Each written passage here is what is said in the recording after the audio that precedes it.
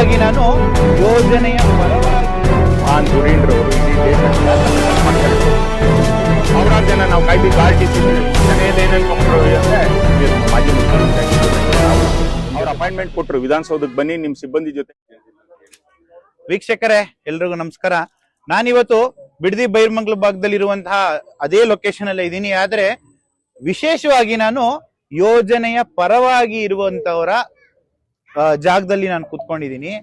ನನಗೆ ತುಂಬಾ ಇಲ್ಲಿ ವಿಶೇಷ ಆಗ್ತಾ ಇದೆ ಈ ಜಾಗದಲ್ಲಿ ಬಂದು ಕುತ್ಕೊಳ್ಳೋದಕ್ಕೆ. ಯಾಕಪ್ಪ ಅಂದ್ರೆ ಅಲ್ಲಿರೋರು ರೈತರು, ಇಲ್ಲಿರೋರು ರೈತರೇ. ಅಲ್ಲಿರೋರ ಯೋಚನೆ ಬೇರೆ, ಇಲ್ಲಿ ಇರುವಂತ ರೈತರ ಯೋಚನೆ ಬೇರೆ. ನನಗೆ ತುಂಬಾ ಕುತೂಹಲ ಮೂಡಿಸಿ ನಾನು ಶೇಖರಣ್ಣ ಅವರು ಇಲ್ಲಿ ಬರ್ಬೇಕು, ನೀವು ಮಾತಾಡ್ಬೇಕು, ಇಲ್ಲಿರುವಂತ ವಾಸ್ತವಾಂಶವನ್ನ ಜನಕ್ಕೆ ತಿಳಿಸ್ಬೇಕು. ಬರೀ ಒಂದು ಕಡೆ ಸೀಮಿತವಾಗಿ ನೀವು ಮಾತಾಡ್ತಾ ಇದ್ರೆ, ಎರಡು ಕಡೆ ಸೀಮಿತವಾಗಿ ಮಾತಾಡ್ಬೇಕು. ನಾಣ್ಯದಲ್ಲಿ ಎರಡು ಮುಖಗಳು ಹೆಂಗಿರುತ್ತೆ, ಒಂದೇ ನಾಣ್ಯದ ಇನ್ನೊಂದು ಮುಖನೂ ನೀವು ಜನರಿಗೆ ತೋರಿಸ್ಬೇಕು. ಒಂದು ಮುಖ ತೋರಿಸಿದ್ರೆ ಅದು ಆಗಲ್ಲ ಅಂತ ಹೇಳಿದ್ರು. ಅದಕ್ಕೋಸ್ಕರ ನಾನು ಈ ಒಂದು ಭಾಗದಲ್ಲಿ ಬಂದಿದ್ದೀನಿ. ಇಲ್ಲಿರುವಂತ ರೈತ ಮುಖಂಡರನ್ನ ನಾವು ಮಾತಾಡಿಸ್ತಾ ಹೋಗೋಣ. ಬನ್ನಿ ಸರ್. ನಮಸ್ತೆ. ಬಾಲಕೃಷ್ಣ ಅಂತ ನನ್ನ ಹೆಸರು. ಹೇಳಿ. ಬಾಲಕೃಷ್ಣ ಸರ್ ನಮ್ ಜೊತೆ ಇದಾರೆ. ಇವಾಗ ಅವ್ರನ್ನ ಮಾತಾಡಿಸ್ತಾ ಹೋಗ್ತಾ ಇದೀವಿ. ಇವಾಗ ಅಣ್ಣ, ಹೊಟ್ಟೆ ತುಂಬಾ ಊಟ ಮಾಡಿದೆ ಬಂದ ತಕ್ಷಣ. ಇಲ್ಲಿ ಒಳ್ಳೆ ಅನ್ನ ಸಾಂಬಾರು ಮಜ್ಜಿಗೆ ಎಲ್ಲಾ ಮಾಡ್ಸಿದ್ರು, ಹೊಟ್ಟೆ ತುಂಬಾ ಊಟ ಮಾಡಿದೆ. ಬಿರಿಯಾನಿ ಕೊಡ್ತಾರ ಹೋಗಿ ಅಂದ್ರು, ಇಲ್ಲ ಅನ್ನ ಸಾಂಬಾರ್ ಕೊಟ್ಕೊಳ್ಳಿ ನನಗೆ ಊಟ ಮಾಡಿಸ್ಬಿಟ್ರಲ್ಲ ಅಂತ. ಬಿರಿಯಾನಿ ಅದು ಮನಸ್ಥಿತಿ, ಅವ್ರವ್ರ ಮನಸ್ಥಿತಿ ಹೆಂಗೆ, ಮನಸ್ಥಿತಿ ವಿಕಲ್ ಆಗಿದ್ದಾಗ ಅವ್ರು ಏನ್ ಹೇಳಿದ್ರು ನಾವು ಅದನ್ನ ಸ್ವೀಕರಿಸಕ್ ಆಗಲ್ಲ. ಅದೇನಂದ್ರೆ ಮೀಡಿಯಾ ಮುಂದೆ ಯಾರ್ಯಾರು ಏನೇನು ಅವ್ರು ಬೊಗಳೆ ಬಿಡ್ಬೇಕು, ಅದ್ರ ಕರ್ತವ್ಯ ಅವ್ರು ಇದದು ಒಂದು ವಾಸ್ತವಾಂಶಕ್ಕೆ ದೂರ ಇರೋದ್ರಿಂದ. ಯಾಕೆ ಅಲ್ಲಿ ಇರೋದೆಲ್ಲ ಬರೀ ಹೊರಗಡೆಯಿಂದ ತಂದಂತ ರೈತರುಗಳನ್ನೇ ಜಾಸ್ತಿ ಕರ್ಕೊಂಬಂದು. ನೀವು ಪಂಚಾಯತಿಯಲ್ಲಿ ಇರುವಂತ ರೈತರಲ್ವಾ? ಪಂಚಾಯತಿ ಅವ್ರು ಯಾರು ಇಲ್ಲ ಅಲ್ಲಿ. ಹುಡ್ಕೊಂಡ್ರೆ 25-30 ಜನ ಸಿಗಲ್ಲ ಅಲ್ಲಿ. ಆಧಾರ್ ಕಾರ್ಡು RTC ಇರುವಂತವ್ರು ಎಲ್ರು ಹೊರಗ. ನೆನ್ನೆ ಕುಮಾರಸ್ವಾಮಿ ಅವ್ರು ಬಂದವ್ರು ನೋಡಿ, ಮಹಾನ್ ಮುಖ್ಯಮಂತ್ರಿಗಳವರು 3 CM 1 PM ಅಂತ ಅನುಭವಿಸ್ತಂತ ಮಹಾನ್ ದುರೀಂದ್ರ ಅವರು ಇಡೀ ದೇಶ ಕಂಡಂತ ನಮ್ಮ ಇಡೀ ರಾಮನಗರ ಜಿಲ್ಲೆನಲ್ಲಿ, ಇವತ್ತು ಬೆಂಗಳೂರು ದಕ್ಷಿಣ ಆಗಿರ್ಬೋದು, ರಾಮನಗರ ಜಿಲ್ಲೆನಲ್ಲಿ ಆ ಅದ್ಭುತವಾದ ವ್ಯಕ್ತಿಗಳಿಗೆ ಒಂದೇ ಕುಟುಂಬದಲ್ಲಿ 4 ಜನ MLA ಮಾಡಿ 3 CM ಕೊಟ್ಟು 1 PM ಕೊಟ್ಟಂತ ನಮ್ಮದು ಅದ್ಭುತವಾದಂತ ಒಂದು ಇಡೀ ಇಂಡಿಯಾ ದೇಶದಲ್ಲೇ ರಾಮನಗರ ಅಂದ್ರೆ ಒಂದು ಫೇಮಸ್. ರಾಮನ ಹೆಸರು ಹೇಳ್ಕೊಂಡು ಅವರು ಮುಖ್ಯಮಂತ್ರಿಗಳು ಆದ್ರು. ಎಲ್ಲ ಸಕಲ್ ಕಲ್ಯಾಣ ಅವ್ರನ್ನ ಮಾಡ್ಕೊಂಡ್ರು. ಅವ್ರ ಕಲ್ಯಾಣ ಆದ್ರು ಅಂತ ಅವ್ರ ಕಲ್ಯಾಣ ಆಯ್ತು. ಇಲ್ಲೂ ಬಂದ್ ಒಂದು 35-36 ಎಕರೆ ಅವ್ರ ಮಿಸಸ್ ಹೆಸರಿನಲ್ಲಿ ತೆಗ್ದವ್ರೆ. ಇನ್ನು ಬೇನಾಮಿ ಹೆಸರಿನಲ್ಲಿ ಯಾವ್ಯಾವ್ದು ಏನೇನಿದೆ ಅದನ್ನ ಅದ್ರ ಬಗ್ಗೆ ನಮ್ಗೆ ಅರಿವಿಲ್ಲ. ಮೊನ್ನೆ ನಿಖಿಲ್ ಕುಮಾರಸ್ವಾಮಿ ಅವ್ರ ಪಾದಯಾತ್ರೆಯಲ್ಲಿ ಹೇಳಿದ್ರು, ನಾನು ಕೂಡ ಬಂದಿದ್ದೆ, ಅವ್ರನ್ನ ಇಂಟರ್ವ್ಯೂ ಮಾಡಿದೆ. ಅವ್ರು ನಿಖಿಲ್ ಕುಮಾರಸ್ವಾಮಿ ಅವ್ರು ಏನ್ ಹೇಳಿದ್ರು ಅಂದ್ರೆ, ನನ್ನ ಹೆಸರಲ್ಲಿ ಇರುವಂತ ಆಸ್ತಿನ ನಾನು ಯಾವ್ದೋ ಒಂದು ವೃದ್ಧಾಶ್ರಮ ಕಟ್ಸೋದಿಕ್ಕೋ, ಶಾಲೆ ಕಟ್ಸೋದಿಕ್ಕೋ, ಹಾಸ್ಪಿಟ್ಲ್ ಕಟ್ಸೋದಿಕ್ಕೆ ಕೊಡ್ತೀನಿ, ಯೋಜನೆ ಕೈ ಬಿಟ್ರೆ ಅಂತ ಹೇಳ್ತಾರೆ. ಯೋಜನೆ ಕೈ ಬಿಡೋದು ಅವತ್ತು 2006-7ರಲ್ಲಿ ಈ ಮಹಾನ್ ಪಿತಾಮಹರು, ರೆಡ್ ಝೋನ್ ಪಿತಾಮಹ ಬಂದ್ರಲ್ಲ ಕುಮಾರಸ್ವಾಮಿ ಅವರು, ಅವ್ರ ತಂದೆಯವರು, ಅವ್ರಿಗೆ ನಾವು ಬಹುವಚನದಲ್ಲೇ ಮಾತಾಡಿಸ್ಬೇಕು. ಯಾಕೆಂದ್ರೆ 3 ಸಾರಿ ಮುಖ್ಯಮಂತ್ರಿ ಆಗಿರೋರು ಅವರು. ನಾವು ನಮ್ಮ ಸೌಜನ್ಯಕ್ಕೆ ನಾವು ಧಕ್ಕೆ ಬರದಂಗೆ ನೋಡ್ಕೋಬೇಕಾದ್ರೆ ಅವ್ರಿಗೆ ಬಹುವಚನದಲ್ಲಿ ನಾವು ಮಾತಾಡಿಸ್ಲೇಬೇಕು, ವಿಧಿ ಇಲ್ಲ. ಯಾಕೆಂದ್ರೆ ಎಲ್ಲ ಹೊರಗಡೆಯಿಂದ ಬಂದವ್ರಿಗೆ ನಾವು ಇಷ್ಟೆಲ್ಲ ಸೌಕರ್ಯಗಳು ಕೊಟ್ಟು ಮೃಷ್ಟಾನ್ನ ಭೋಜನ ಎಲ್ಲ ಈಗ ಯಾವ ಮಟ್ಟಕ್ಕದೆ ಅಂದ್ರೆ, ಈಗ ನೆನ್ನೆ ನೋಡ್ತಾರೆ, ಇವತ್ತಿನ ಪೇಪರ್ ಅಲ್ಲಿ ನಾವು ನೋಡ್ತೀವಿ, ಹಿಂದಿನ ಚಾಳಿ ಎಲ್ಲ ಬಿಟ್ಬಿಡಿ DK ಶಿವಕುಮಾರ್ ಅವ್ರಿ ಅಂತ ಅನ್ಬೇಕಾದ್ರೆ, ಇವ್ರು ಏನೇನ್ ಮಾಡ್ಕೊ ಬಂದ್ರಿ, ಇವ್ರು ಏನೇನ್ ಮಾಡಿ ತೋರಿಸಿದ್ರು, ಯಾತಕ್ಕೆ ಅವ್ರನ್ನ ಇಷ್ಟೊಂದು ಹಗುರವಾಗಿ ಮಾತಾಡುವಂತದ್ದೇನದೆ? ನಿಮ್ ಬಗ್ಗೆ ನಾನು ಮಾತಾಡ್ಬೋದಲ್ಲ ಹಗುರವಾಗಿ? ನಮ್ದು ಒಂದು ಒಳ್ಳೆ ಫ್ಯಾಮಿಲಿಯಿಂದ ಬಂದಿರೋರು ಅಂತಾರೆ. ನಾವೇನು ಬಲಗಾರರಲ್ದೇ ಇರ್ಬೋದು, ಆರ್ಥಿಕತೆಯಲ್ಲಿ ಬಲ ಇಲ್ದೇ ಇರ್ಬೋದು. ನಮಗೆ ಇವತ್ತು ಇಷ್ಟೆಲ್ಲ ಚೀಪಾಗಿ ಮಾತಾಡ್ತಾರೆ ಅಂತ ಒಬ್ಬ ಮುಖ್ಯಮಂತ್ರಿನ ಚೀಪಾಗಿ ಮಾತಾಡಿದಾಗ ಬೇರೆ ಅವ್ರಿಗೆ, ಬೇರೆ ಒಂದು ನಮ್ಮ ಇಡೀ ದೇಶದಲ್ಲಿ ಇರ್ತಕ್ಕಂಥ ಬೇರೆ ಭಾಗದವ್ರಿಗೆ ಯಾವ ಮಟ್ಟದ ಹಗುರವಾದಂತ ಒಂದು ಸಂದೇಶ ಹೋಗ್ಬೋದು? ಯಾಕೆ ಅದನ್ನೆಲ್ಲ ಮಾಡ್ತಾರೆ ಇವರು? ಕೊನೆಯದಾಗಿ ಅಣ್ಣ, ನಂದೊಂದು ಕೊನೆ ಪ್ರಶ್ನೆ ನಿಮಗೆ. ಬಾಲಕೃಷ್ಣ ಅವರು, ಇಲ್ಲಿನ ಶಾಸಕರಾಗಿರುವಂತ ಮಾನ್ಯ ಬಾಲಕೃಷ್ಣ ಅವರು ಸಚಿವ ಸ್ಥಾನವನ್ನ ಗಿಟ್ಟಿಸ್ಕೊಳ್ಳೋದಿಕ್ಕೆ DK ಶಿವಕುಮಾರ್ ಅವರ ಪರವಾಗಿ, ಯೋಜನೆ ಪರವಾಗಿ ನಿಂತು ರೈತರ ವಿರುದ್ಧವಾಗಿ ಮಾತಾಡ್ತಿದ್ದಾರೆ ಅಂತ ಹೇಳ್ತಾರೆ ವಿರೋಧ ಪಕ್ಷದವರು. ಈಗ 20 ವರ್ಷದಿಂದ ಪ್ರಪಾತಕ್ಕೆ ಬಿದ್ದಿದ್ದೋ ನಾವು. ಅವತ್ತು ಈಗ PTCL ಆಕ್ಟ್ ಇನ್ನೂ ಬಿಗಿನೇ ಮಾಡ್ತಾ ಬಂದ್ರು. ಎಲ್ಲ ಯಾವ ಸರ್ಕಾರಗಳು ಬಂದ್ರು PTCL ಆಕ್ಟ್ ಬಿಗಿನೇ ಆಯ್ತಾ ಬಂತು. PTCL ಆಕ್ಟ್ ಅಲ್ಲಿ ಯಾವುದೇ ಒಬ್ಬ ರೈತ, ಈಗ SC STs ಇರ್ಬೋದು, ದಲಿತ್ ಎಲ್ಲಾ ವರ್ಗದವ್ರು ಅವರು ಈಗ 150-160 ಜನ ಮಾತ್ರ ರಸ್ತೆಗಳಲ್ಲಿ, ಮುಖ್ಯ ರಸ್ತೆಗಳಲ್ಲಿ ಜಮೀನು ಹೊಂದಿರುವಂತವ್ರು RTC ಹೋಲ್ಡರ್ಗಳು. ಹಿಂದೆ ಇರೋರು ಎಲ್ಲಿಂದ ಸ್ಕಿಪ್ ಮಾಡ್ಕೊಂಡು ಹೋಗ್ಬೇಕಾ? ಇವ್ರು ಬಂದು ನಮ್ಗೆ ಬೇರೆ ಏನಾದ್ರು ಫ್ಲೈಓವರ್ ಸಿಸ್ಟಮ್ ಮಾಡ್ಕೊಡ್ತಾರ? ರೈತರಿಗೆ ಒಂದು ಸಾಮೂಹಿಕವಾದ ಒಂದು ದರ ಸಿಗ್ತಾ ಇದೆ, ಅದ್ರದ್ದೇನೋ ಒಂದು ದೊಡ್ಡದೊಂದು ಪ್ರಾಜೆಕ್ಟ್ ಆಗ್ತಾ ಇದೆ. ಆ ಪ್ರಾಜೆಕ್ಟ್ ಪರ ಅವರು ನಿಂತ್ಕೊಂಡವ್ರೆ, ಎಲ್ಲಾರು ನಿಂತ್ಕೊಳ್ಳೇಬೇಕು. ಒಬ್ರಿಗೊಬ್ರು ಮಾರಲ್ ಸಪೋರ್ಟ್ ಬೇಕು ನಮ್ಗೆ. ಇವ್ರ ತರ ಎಲ್ಲರನ್ನ ದಾರಿ ತಪ್ಪಿಸೋರು ಬಂದ್ರೆ ಬರೀ ದಾರಿ ತಪ್ಪಿಸೋದು ಅಷ್ಟೇ ಕೆಲಸ ಇವ್ರದ್ದು. ಬೆಳಗ್ಗೆ ಎದ್ರೆ ಮೀಡಿಯಾ ಮುಂದೆ ನೋಡ್ರಿ, ನೆನ್ನೆ ಬೆಳಿಗ್ಗೆ ನೋಡಿ, ಇವತ್ತೊಂದು ನ್ಯೂಸ್ ಪೇಪರ್ ಏನ್ ಕೊಡ್ತಾರೆ, ಕೆಂಪೇಗೌಡ ಇದರಿಂದ ನಾನು ಎಷ್ಟೋ ಗಿಡಗಳು ಹಾಕ್ಬೇಕು ಅಂದ್ಬಿಟ್ಟು ಒಂದು ಫೋಟೋ ಸ್ನ್ಯಾಪ್ ಬಂದಿದೆ ಫ್ರಂಟ್ ಪೇಜ್ ಅಲ್ಲಿ. ಅದನ್ನ ಎಷ್ಟು ಚೀಪ್ ಆಗಿ ಮಾತಾಡ್ತಾ ನೋಡಿ, ಇಲ್ಲೊಂದು ಎಷ್ಟು ಹಗುರವಾಗಿ ಮಾತಾಡ್ತಾರೆ ಅಂತ. ಇವ್ರು ಮಾಡೋದೆಲ್ಲ ಶ್ರೇಷ್ಠ, ಬೇರೆಯವ್ರು ಮಾಡೋದ್ರೆಲ್ಲ ಯಾವುದು ಇದಿಲ್ಲ ಅನ್ನೋ ಮಟ್ಟಕ್ಕೆ ಮಾತಾಡಿದ್ರೆ ಇವರಲ್ಲಿ ಎಷ್ಟ್ರ ಮಟ್ಟಿಗೆ ಇವ್ರು ಅಗೇತನ ಸದಾ ಐತೆ ರಾಜಕಾರಣದಲ್ಲಿ. ನಿನಗೆ ಯೋಗ್ಯತೆ ಇದ್ದಾಗ ನಿನಗ್ ಬಂತು, ಅವ್ರಿಗೆ ಯೋಗ್ಯತೆ ಬಂದೈತಿ. ಇವತ್ತು ಅವ್ರಿಗೊಂದು ಸ್ಟ್ಯಾಂಡರ್ಡೈಸ್ ಆಗಿ ಅವ್ರು ಮಾಡಿದಂತ ಚಿಂತನೆಗಳು ಇವತ್ತು ಎಷ್ಟ್ರ ಮಟ್ಟಕ್ಕೆ ಆಯ್ತು. ಅವ್ರ ಕಷ್ಟದಲ್ಲಿ ಬಂದಿರೋರ್ರಿ, ಅವರು ಬಡ ಕುಟುಂಬದನೇ ಬಂದಿರೋದು. ಯಾರು ಏನ್ ರಾಯಲ್ ಆಗಿ ಏನ್ ಹುಡ್ತಾ ಏನ್ ರಾಯಲ್ ಆಗಿ ಬೆಳ್ಳಿ ಸ್ಪೂನು ಚಿನ್ನ ಸ್ಪೂನ್ ಇಟ್ಕೊಂಡು ಯಾರು ಬಂದಿರಲ್ಲ. ಅವ್ರನ್ನ ಕಂಡ್ರೆ ಯಾಕೆ ಇಷ್ಟೊಂದು ಹೊಟ್ಟೆ ಊರಿ ಇವ್ರಿಗೆ ಬೇಕಾಗಿಲ್ಲ. ಅದನ್ನೆಲ್ಲ ಬಿಟ್ಬಿಟ್ಟು ಮಾನವೀಯತೆ ದೃಷ್ಟಿಯಿಂದ ನಾಗರಿಕರಾಗಿ ನೆನ್ನೆ ಎಷ್ಟೊಂದ್ ಸಾವಿರಾರು ಜನ ನಾವು ಕಾಯ್ದಿದ್ವಿ. RTCನೂ ಇಟ್ಕೊಂಡಿದ್ವಿ, ಆಧಾರ್ ಕಾರ್ಡ್ ಇಟ್ಕೊಂಡಿದ್ವಿ, ಎಲ್ಲ ಇಟ್ಕೊಂಡು ನಿಂತಿದ್ದೀವಿ. ಇಲ್ಲಿ ನಮಗ್ ನಿಲ್ಸಕ್ಕೆ ಅವ್ರಿಗೆ ಸೌಜನ್ಯ ಇಲ್ಲ. ಆತರ ಸೌಜನ್ಯ ಇಲ್ಲದೆ ಇರುವಂತವ್ರಿಗೆ ಇವ್ರಿಗೆ ನಾಗರಿಕರ ಜೊತೆ ಮಾತಾಡೋ ಅಂತ ನಾಗರಿಕತೆನೇ ಇಲ್ಲ ಅಂತ ಅಂದ್ಮೇಲೆ ಇವ್ರು ಎಲ್ಲಿದ್ರು ತಾನೆ ಏನು, ಯಾವ ಪೋಸ್ಟ್ ಭಗವಂತನ ಏನು ಅದೃಷ್ಟದ ಮೇಲೆ ಬಂದವು ಇವ್ರಿಗೆಲ್ಲ. ಸಾಮಾನ್ಯ ನಾಗರಿಕ ಸಮಿತಿ ಎಲ್ಲೈತಿ ಇವ್ರ ಹತ್ರ? ಸಂವಿಧಾನದ ಬಗ್ಗೆ ಇವ್ರಿಗೇನೋ ಗೊತ್ತಾ? ಒಬ್ಬ ಮಾಜಿ ಮುಖ್ಯಮಂತ್ರಿ ಇಷ್ಟು ಜನದ ಮಧ್ಯೆ 4 ಜನ ಹೆಣ್ಮಕ್ಳು ಮಾತಾಡೋರು, ಯಾರೋ 4 ಜನ ಚೆನ್ನಾಗಿ ಮಾತಾಡ್ತಿದ್ರು. ಇವ್ರಿಗೆ ಯಾರು ಏನು ಹಿಡ್ಕೊಂಡು ಹೊಡಿತಿರ್ಲಿಲ್ಲ, ಹಿಂದೆ ಚೂರಿ ಆಗ್ತಿದ್ದವ್ರು ಯಾರು ಇರ್ಲಿಲ್ಲ. ಯಾಕಷ್ಟು ಕೋಪ ಇವ್ರಿಗೆ ಇವ್ರ ಮೇಲೆ? ಎಲ್ರು ರೈತರೇ ತಾನೆ, ಅವರು ರೈತರೇ ಅಲ್ಲಿ ಕೂತಿರೋರು, ಇವ್ರು ಕರ್ಕೊಂಬಂದಿರೋರು ರೈತರೇನೆ. ರೈತರಷ್ಟೇ ಹಿಂದೆ ಬರಕ್ ಸಾಧ್ಯ, ಇನ್ಯಾರು ಅಷ್ಟು ಸುಲಭಕ್ಕೆ ಬರಲ್ಲ. ಎಲ್ಲಾರ್ಗು ಪೇಮೆಂಟ್ ಮಾಡಿ ಕರ್ಕೊ ಬರ್ಬೇಕು. ಇವ್ರು 8 ರಿಂದ 10 ಬಸ್ ಹೊರಗಡೆಯಿಂದನೂ ಕರ್ಕೊಂಡ್ಬಂದು ಇಷ್ಟೆಲ್ಲ ಹೋರಾಟ ಮಾಡುವಂತದ್ದೇನಿತ್ತು?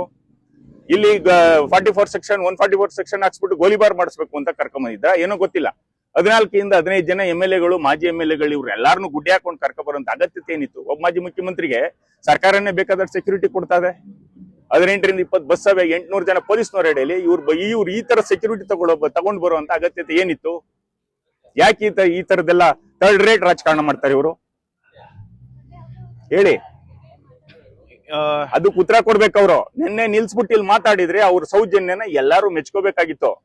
ಯಾಕೆ ಮಾತಾಡಿಲ್ಲ ಅವ್ರು? ಇಲ್ಲಿ ನಮ್ಮಿಂದ ಏನ್ ಸೇವೆ ಪಡ್ಕೊಂಡಿಲ್ಲ ಅವರು. ನಮ್ಮ ತಾಲೂಕಿನಲ್ಲಿ, ನಮ್ಮ ಇಡೀ ಜಿಲ್ಲೆನಲ್ಲಿ ಇವ್ರು ಯಾವ ತರದ ಸೇವೆ ಇವ್ರು ಬಳಸ್ಕೊಂಡಿಲ್ಲ. ಎಲ್ಲಾರನ್ನು ಜಿದ್ದಾಳಾಗಿ ಬಳಸ್ಕೊಂಡ್ರಲ್ಲ. ಎಲ್ಲಾರು ಇವ್ರದೆಲ್ಲ ಹಿಂದೆ ಮುಂದೆ ಎಲ್ಲ ತೊಳೆದ್ರು ಇಟ್ಕೊಂಡು ಜನ. ಕುಮಾರಸ್ವಾಮಿ ಅವ್ರು ಏನ್ರಿ ದೇವಲೋಕದಿಂದ ಉದ್ರುಬಿಟ್ಟು ಇಲ್ಲಿ ನಾವ್ ಅನ್ಕೊಂಬಿಟ್ಟ, ಇಲ್ಲಿ ಜನ ಎಲ್ಲ ಏನ್ ಅನ್ಕೊಂಬಿಟ್ರು ಅಂದ್ರೆ ಇಲ್ಲಿ ಯಾವ್ದೋ ಬ್ಲಾಕ್ ಗೋಲ್ಡ್ ಬಂತು, ಬ್ಲಾಕ್ ಡೈಮಂಡ್ ಅಂದ್ರೆ. ಇಲ್ಲಿ ನೋಡಿದ್ರೆ ಬರೀ ಎಲ್ಲ ಬೆಳಗ್ಗೆ ಕೆಡ್ಸಣ್ಣನ್ ಕತೆ. ಒಂದ್ ಪ್ರಾಜೆಕ್ಟ್ ಚೆನ್ನಾಗ್ ಆಗ್ತಿದೆ, ಎಷ್ಟು ಜನ ಬದುಕೋತಾರ ಗೊತ್ತೇನ್ರಿ ಈ ಪ್ರಾಜೆಕ್ಟ್ ಅಲ್ಲಿ? ನಾವು ಒಂದ್ ಜಯನಗರದ ಸೈಟ್ ತಗೋಬೇಕು ಅನ್ಕೊಂಡ್ವಿ, ಸದಾಶಿವನಗರದ ಸೈಟ್ ತಗೋಬೇಕು ಅನ್ಕೊಂಡ್ವಿ, ನಮ್ ಕೈಲಿ ಆಗ್ಲಿಲ್ಲ. ಇವತ್ತು ಅದೆಲ್ಲ ಸದಾಶಿವನಗರನು ಆಯ್ತದೆ, ಡಾಲರ್ಸ್ ಕಾಲೋನಿ ಆಗ್ತದೆ. ನೀವು ಮಾತ್ರ ಡಾಲರ್ಸ್ ಕಾಲೋನಿಲಿ ಇರ್ಬೇಕು. ನಾನು ತೋಟದ ಮೇಲೆ ಇದ್ದೀನಿ, ಓಟ್ ಬರ್ಸಿದೀನಿ ಅಂತೀರಿ. ಯಾವ ಓಟ್ರಿ ನೀವು ಬರ್ಸಿರೋದು? ನಾನು ಹೋಗಿ ಬರ್ಸ್ಕೊತೀನಿ. ಇನ್ನೊಂದು ಒಳೆಗಾಲದಲ್ಲಿ ಹೋಗಿ ಓಟ್ ಬರ್ಸ್ಕೊತೀನಿ ನಾನು. ಅವತ್ತು ಹೋಗಿ ನನಗೆ ರಾಜಕಾರಣದ ಹುಚ್ಚಿಲ್ಲ. ನೀವು ರೈತನ ದಿಕ್ತಪ್ಸಕ್ ಯಾಕೆ ಬರ್ತೀರಾ ನೀವು? ಎಲ್ರಿಗೂ ರಾಂಗ್ ಗೈಡ್ಲೈನ್ಸ್ ಕೊಡ್ತೀರಾ ನೀವು? ಏನು ಉತ್ತಮವಾದ ಕೆಲಸ ಏನ್ ಮಾಡಿದಿರಿ? ಇಡೀ ಕರ್ನಾಟಕಕ್ಕೆ ಏನ್ ಮಾಡಿದಿರಿ ಉತ್ತಮವಾದ ಕೆಲಸನ? 12 ತಿಂಗಳು ಬಂದ್ರಿ, ಎಲ್ಲ ದಿಕ್ ತಪ್ಪಿಸ್ರಿ, ಎಲ್ಲಾರನು ಬೇಡವಾದವ್ರನ್ನೆಲ್ಲಾರು ಆಚೆಗೆ ಹಾಕಿದ್ರಿ, ಎಕ್ಸ್ಪೆಲ್ ಮಾಡಿದ್ರಿ, ಬಿಟ್ ಹಾಕಿದ್ರಿ. ಇವತ್ತು ನಮ್ಮನ್ನು ಅದೇ ಜಾತಿ ಲೆಕ್ಕಕ್ಕೆ ಸೇರ್ಸ್ಕೊಳ್ಬೇಕಾದ್ರೆ ನೀವು ಎಷ್ಟು ಮಟ್ಟಿಗೆ ನಿಮ್ಮಲ್ಲಿ ಸೌಜನ್ಯ ಅದೇ? ಹೇಳಿ ಸ್ವಾಮಿ. ಇದಿಷ್ಟು ನಮ್ಮ ಇಲ್ಲಿರುವಂತಹ ಸ್ಥಳೀಯ ರೈತ ಮುಖಂಡರಾಗಿರುವಂತಹ ಬಾಲಣ್ಣ ಅವ್ರು ಹೇಳ್ತಾ ಇರೋ ಮಾತು. ಅವ್ರು ಹೇಳ್ತಿರೋದ್ರಲ್ಲಿ ತುಂಬಾ ಕ್ಲಿಯರ್ ಆಗಿದೆ. ನಿನ್ನೆ ಮಾಜಿ ಮುಖ್ಯಮಂತ್ರಿಗಳಾಗಿರುವಂತಹ ಕುಮಾರಸ್ವಾಮಿ ಅವರು ಇದೇ ದಾರಿಯಲ್ಲಿ ಹಾದು ಹೋಗ್ತಾರೆ. ಇಲ್ಲಿ ಪಾಣಿಗಳನ್ನ ಇಟ್ಕೊಂಡು, RTC ಗಳನ್ನ ಇಟ್ಕೊಂಡು, ಆಧಾರ್ ಕಾರ್ಡ್ ಗಳನ್ನ ಇಟ್ಕೊಂಡು ಇಲ್ಲಿ ನಿಂತಿರ್ತಾರೆ. ಇಲ್ಲಿರುವಂತಹ ರೈತರನ್ನ ಸೌಜನ್ಯಕ್ಕೂ ಮಾತಾಡಿಸದೆ ಮುಂದೆ ಹೋಗಿ ಅಲ್ಲೊಂದು ಬೃಹತ್ ಸಭೆಯನ್ನ ಮಾಡ್ತಾರೆ. ಇದು ಯಾವ ರೀತಿಯಾದಂತಹ ಡೆಮೋಕ್ರಸಿ? ಇದು ಯಾವ ರೀತಿಯಾದಂತಹ ಡೆಮೋಕ್ರೆಟಿಕ್ ಕಂಟ್ರಿಯಲ್ಲಿ ನಾವಿದೀವಿ? ನಮ್ಮನ್ನ ಒಂದು ಭಾಗದ ರೈತರನ್ನ ಮಾತಾಡಿಸ್ದೆ ಬರೀ ಇನ್ನೊಂದು ಭಾಗದ ಪರವಾಗಿರುವಂತಹ ರೈತರನ್ನ ಮಾತ್ರ ಮಾತಾಡ್ಸಿದ್ರೆ ಇದು ಯಾವ ರೀತಿ ಸರಿ ಅಂತ ಹೇಳ್ತಾ ಇದ್ದಾರೆ. ಇದಿಷ್ಟು ನಮ್ಮ ರೈತ ಮುಖಂಡರಾಗಿರುವಂತಹ ಬಾಲಣ್ಣ ಅವ್ರು ಮಾತಾಡಿರುವಂತ ಮಾತು. ಎಲ್ರಿಗೂ ಒಳ್ಳೇದಾಗ್ಲಿ. ಜೈ ಹಿಂದ್. ನಾವು ನಮ್ಮ ಸೌಜನ್ಯಕ್ಕೆ ನಾವು ಧಕ್ಕೆ ಬರದಂಗೆ ನೋಡ್ಕೋಬೇಕಾದ್ರೆ ಅವ್ರಿಗೆ ಬಹುಚಂದಲ್ಲಿ ನಾವು ಮಾತಾಡಿಸ್ಲೇಬೇಕು, ವಿಧಿ ಇಲ್ಲ.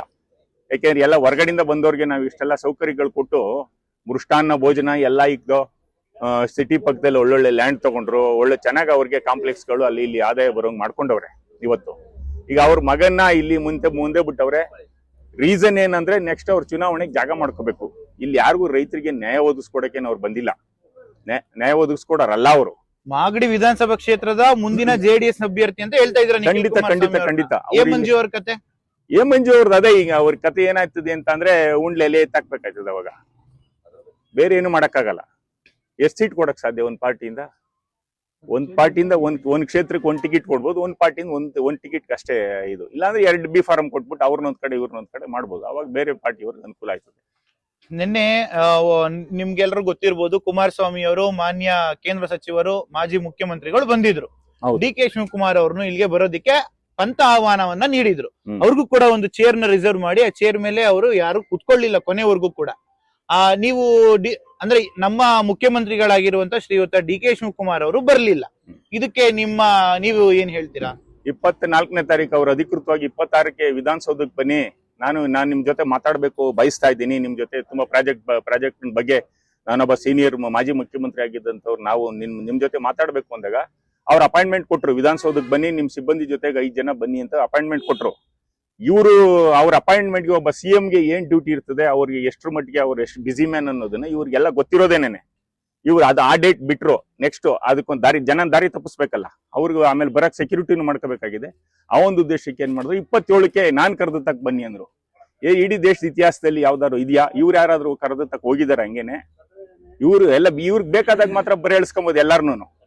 ಇವರು ಇಲ್ಲಿ ಬಂದು ರಿಸರ್ವ್ ಮಾಡಕ್ ಅವ್ರು ಯಾರು ಬೈರಮಂಗಲಕ್ಕೆ ಕರೆದ ತಕ್ಷಣ ಒಬ್ರು CM ಬರ್ತಾರೆ ಅಂತ ಅಂದ್ರೆ ಏಕಾಏಕಿ 24 ಗಂಟೆ ಒಳಗಡೆ ಅವ್ರ ಟೈಮ್ ಶೆಡ್ಯೂಲ್ ಎಲ್ಲ ಬಿಟ್ಬಿಟ್ಟು ಇವ್ರು 4 ಗಂಟೆಗೆ ಬಂದು ಇಲ್ಲಿ ಅರಟೆ ಹೊಡ್ಕೊಂಡು ಹೋದ್ರು. ಆ ಕೆಲಸ ಅವ್ರು ಮಾಡಕ್ಕಾಗುತ್ತಾ? ಇಡೀ ಕರ್ನಾಟಕಕ್ಕೇನೆ ಮುಖ್ಯಮಂತ್ರಿನ ಅವರು, ಕುಮಾರಸ್ವಾಮಿ ಅವ್ರಿಗೆ ಮಾತ್ರ ಮುಖ್ಯಮಂತ್ರಿನ. ಅವ್ರಿಗೆ ಜವಾಬ್ದಾರಿ ಅರಿವಿಲ್ವಾ ಅವ್ರಿಗೆ? ನಿನ್ನೆ ಕುಮಾರಸ್ವಾಮಿ ಅವ್ರು ಬಂದು ಇಲ್ಲಿ 4 ಗಂಟೆ ರೈತರ ಜೊತೆ ಕಳಿಲಿಲ್ಲ ಅಂತ ನೀವ್ ಹೇಳ್ತಾ ಇದ್ದೀರಾ? ಖಂಡಿತ. ರೈತರ ಜೊತೆ ಎಲ್ಲಿದ್ರು ಅವರು? ಎಲ್ಲ ಹೊರಗಡೆಯಿಂದ ಕರ್ಕೊಂಡ್ ಬಂದಿದ್ರು. 8 ಬಸ್ಸಿಂದ ಕರ್ಕೊಂಡ್ಬಂದು ಎಲ್ಲೆಲ್ಲ ಬಸ್ ಹೊರಗಡೆ ಅವ್ರು ಬಂದಿದ್ರು. ಹೊರಗಡೆ ಅವ್ರು ಕರ್ಕೊಂಡ್ಬಂದ್ರು. ದಶ ದಿಕ್ಕುಗಳಿಂದನೂ ಎಲ್ಲಾ ಕರ್ಕೊಂಡ್ಬಂದು ಅವ್ರನ್ನ ಪಿಕಪ್ ಡ್ರಾಪ್ ಮಾಡಕ್ಕೆ ಮಂತ್ರಿಗಳ ಕಾರ್ನಲ್ಲಿ, ಊಟದ ಕಾರಲ್ಲಿ ಎಕ್ಸ್ ಮಂತ್ರಿಗಳು, ಎಕ್ಸ್ MLA-ಗಳು ಅವರೆಲ್ಲ ಜೊತೆಲಿ ಫಾಲೋವರ್ಸ್ ಬಂದಿದ್ರು. ಈಗ ಏನ್ 14 ಜನ ಇದ್ ಮಾಡಿದ್ರು, ಎಲೆಕ್ಷನ್ ಅಲ್ಲಿ ವೋಟ್ ಮಾಡಿದ್ರು ಅವ್ರಿಗೆ, MLC ಎಲೆಕ್ಷನ್ ಅಲ್ಲಿ. ಅವ್ರೆಲ್ರು 4 ಭಾಗದಿಂದನು ಅವ್ರವ್ರ ಕೆಪಾಸಿಟಿಗೆ ತಕ್ಕನಾಗಿ 50 ಕಾರ್ ಇದ್ದು, ಕನಿಷ್ಠ ಪಕ್ಷ 4 ರಿಂದ 5 ಬಸ್ ಇತ್ತು ಅವ್ರದ್ದು. ಸೆಕ್ಯೂರಿಟಿ ಕರ್ಕೊಂಡ್ ಬಂದಿದ್ರು. ಅವ್ರು ಬಲ ಮಾಡ್ಕೊಂಡು 10 ಗಂಟೆಗೆ ಇಲ್ಲಿ ಫಂಕ್ಷನ್ಗೆಲ್ಲ ಜನ ಕೂರ್ಸ್ಬಿಟ್ಟು, ಗೂಬೆಗಳ ತರ ಕೂರ್ಸ್ಬಿಟ್ಟು, ಇವರು 12ವರೆಗೆ ಬರುವಂತದ್ದೇನಿತ್ತು? ಪ್ರಾಣ ಭಯ ಯಾಕೆ ಇವ್ರಿಗೆ? ಸೆಕ್ಯೂರಿಟಿ ಇತ್ತಲ್ಲ, 18-20 ಬಸ್ ಬಂದಿತ್ತಲ್ಲ, ಇವ್ ಮಹಾನ್ ಭಾವರು ಬರ್ತಾರೆ ಅಂತ. ಯಾಕೆ ಬಂದಿರ್ಲ? KSRP ತುಕಡಿಗಳು 18 ರಿಂದ 20 ಬಸ್, 800 ರಿಂದ 900 ಜನ ಪೊಲೀಸ್ನವರೇ ಇದ್ರು. ಎಷ್ಟು ಜನ ನೆನ್ನೆ ಹದ್ಗೆಡ್ಸವ್ರೆ ಅಂತ ಅಂದ್ರೆ, ಅವರ ಟೈಮ್ನ ಹಾಳು ಮಾಡವ್ರೆ ಅಂತ ಅಂದ್ರೆ ಯಾವ ಮಟ್ಟಕ್ಕೆ ಇವ್ರದ್ದು ನೈತಿಕತೆ? ಯಾಕೆ ಎಲ್ಲಾರನ್ನು ದಾರಿ ತಪ್ಸಕ್ ಬರ್ತಾರೆ ಇವರು ಇಲ್ಲಿಗೆ? 80% ಜನ ಈ ಒಂದು ಯೋಜನೆಯ ಪರವಾಗಿದ್ದಾರೆ ಅಂತ ಹೇಳ್ತಾರೆ. ಆದರೆ ನಿನ್ನೆ ಕುಮಾರಸ್ವಾಮಿ ಅವರು ಬಂದಾಗ ಸೇರಿದಂತ ಜನ ನೋಡಿದ್ರೆ ಇದು ಉಲ್ಟಾ ಅಂತ ಅನಿಸ್ತಾಯ್ತಾ? ಇಲ್ಲ, ಈಗ ಒಬ್ರು ಸ್ಟಾರ್ ಕ್ಯಾಂಪೈನರ್ ಇವ್ರನ್ನ ನಾವು ಅದೇ ತರನೇ ಸಂಬೋಧನೆ ಮಾಡೋಣ.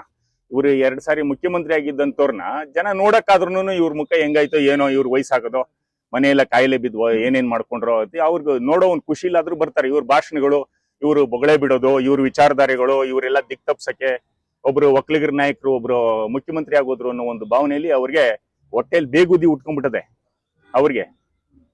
ಹೊರಗಡೆಯಿಂದ ಕರ್ಸ್ಕೊಂಡು ಇವರು ಸೆಕ್ಯೂರಿಟಿ ಮಾಡ್ಕೊಂಡು, ಇರೋ ಪೊಲೀಸ್ನವರೇ ಸೆಕ್ಯೂರಿಟಿ ಕೊಡ್ತಿದ್ರು. ರೈತರೇನು ಕೊಲೆಗಡಕ್ರ? ರೈತರು ಯಾಕೆ ಹೊರಗಡೆಯಿಂದ 8 ರಿಂದ 10 ಬಸ್ ಎಲ್ಲಾ ಜಿಲ್ಲೆಗೆ ಹಾಸನ ನಾವೆಲ್ಲ ಕೆಲವ್ರನ್ನೆಲ್ಲ ಕರೆದು ಯಾವ್ರನವರಪ್ಪ ಅಂದ್ರೆ ಅವರು ರೈತರು. ನಾವು ಒಂದು ಒಳ್ಳೆ ಭಾಷೆಯಿಂದಾನೆ ಕೇಳಿ ಬೇರೆ ತಾಲೂಕು ಬೇರೆ ಜಿಲ್ಲೆಗಳಿಂದ ಬಂದಂತಹ ರೈತರಿಗೆ ಯೋಜನೆಯ ಪರವಾಗಿರುವವರು ವರದಿ ಕಳಿಸಿದ್ದಾರೆ ಅನ್ನೋದೊಂದು ಆರೋಪ ಇದೆ.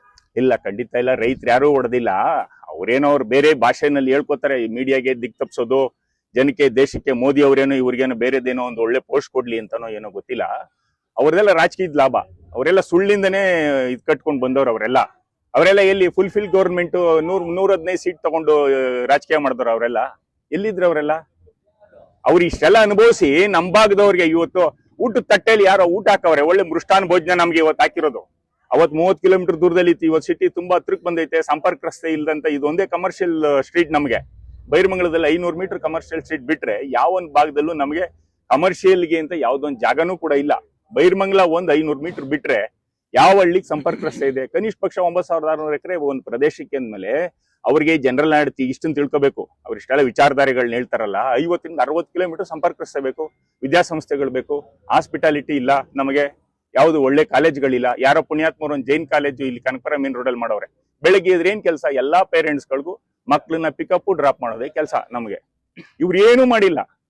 20 ವರ್ಷದಿಂದ ಡಿಲಿಮಿಟೇಷನ್ ಅಡಾಪ್ಟ್ ಆದ್ಮೇಲೆ ನಮ್ಗೆ ಬಾರ್ಡರ್ ವಿಲೇಜ್ ನಮ್ಮವೆಲ್ಲ 2 ಪಂಚಾಯತಿಗೆ 6 ತಿಂಗಳು ಬರೀ ಪರಪಕ್ಷ ಅನ್ಕೊಂಡು ಕಾಂಗ್ರೆಸ್ನವ್ರು ಇವರೆಲ್ಲ ಕಾಂಗ್ರೆಸ್ ಭಾಗದಲ್ಲಿ ಜಾಸ್ತಿ ಓಟ್ ಹಾಕ್ಬಿಟ್ಟವ್ರಿ ಅಂತ 6 ತಿಂಗಳು ಜಲ್ಲಿ ಅಂಡಿಸ್ಬಿಟ್ಟು ಬಿಟ್ಟಿದ್ರು ನಂದು ಅಧಿಕಾರ ನಡೀತದೆ ಅಂತ.